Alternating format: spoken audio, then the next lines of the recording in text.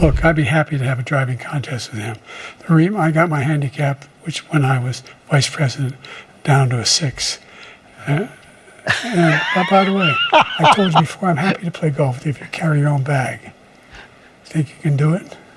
That's the biggest lie, that he's a 6 handicap of all.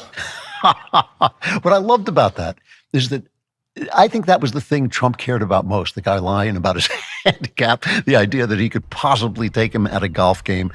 You know, there's something about Trump that remains delightful. One of the memes I keep seeing on the right, which is just, I'm almost positive not true, is that the DNC set this up for Biden to fail so they would have an excuse to replace him.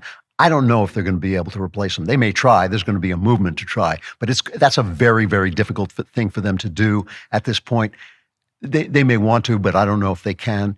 They didn't send him into the lion's den to fail. They sent him in the lion's den first because they believed their own lies, and second because they thought, look, if we're going to have a debate, we better have it soon because Biden is clearly declining. And they thought that Trump would negotiate with them and they would have him and say, well, now, you know, if he can't follow the rules, we're not going to debate with him. And they would have gotten out of the debate. That's what they thought was going to happen. Trump outsmarted them. He outsmarted them because he is incredibly self-confident. He knew what was going on and he thought, and he didn't even care. They sent Jake Tapper. Jake Tapper's compared him to Hitler 2 or 3 times. He just said, bring him on, bring him on. That kind of self-confidence is very inspiring. And it was Trump who beat this guy. It was not, this was not something they did on purpose. I've gotten Trump right a lot. And there's a reason for that. There's a reason I've gotten Trump right a lot. I don't care about him. I don't care about him. I don't like him much, but I don't hate him either. I respect him, but I don't admire him and I don't honor him. I will tell you who I care about, what I care about deeply. I care about the people who voted for Trump. They are the people I work for. They're the people I'm trying to reach. They're the people I want to win in this country. Working people, but also business people. The people who just want America to be prosperous and free. Why did they vote for Donald Trump? This is the thing that the left, the newspaper, the media have not had the intellectual curiosity to even wonder aloud. Why did people vote for this outlier, for this celebrity, for this big mouth? Why did they do it? They voted for Trump because they know the Democrats, the elites, hate them. You could put half of Trump's supporters into what I call the basket of deplorables. And they know the Republicans don't give a damn about them. And they don't. They don't. They tell them what they want to hear. They go on Fox News and they get their sound bites, but they don't care to do the things that the people want them to do. They let their jobs leave the country. They let the middle of the country fall apart. They take away their freedoms. They pour money into places, into their little projects that don't do anything for the ordinary Americans. They know Trump's flaws. I've never talked to people, no matter how much they admire Trump, I've never talked to anybody who didn't know that he's a flawed individual, that he says things he shouldn't, that he does things he shouldn't, that he has done things he shouldn't. But they understand that he thinks like them and he likes them, and he wants America to work. You know, this stuff that the left sells, this race stuff, this sex stuff, it's a sickness. It is a sickness.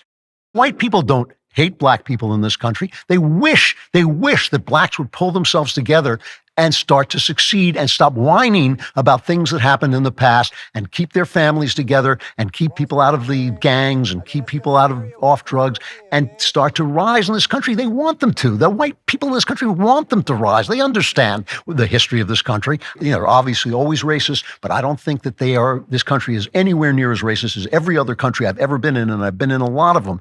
And that's pretty much the way Trump feels too. He wants people to succeed. You know, he wants people to succeed. He bragged and bragged about what he had done for black people. I don't think people hate gay people. They think marriage between a man and a woman is the bedrock of this country. It is the bedrock of culture. It's the bedrock of freedom. They're right. And that's the way Trump feels. People in this country don't hate Jews or Irish or Italians, but they understand that we're all clinging to this little life raft of freedom that's the only one left, and there's going to be friction between us. And we want to make jokes about each other, and we want to shove each other, and we want to criticize each other, and we want to gather with our own sometimes and talk about the other guy and how we don't like him. Trump is the same way. It's just ordinary. It is just real life.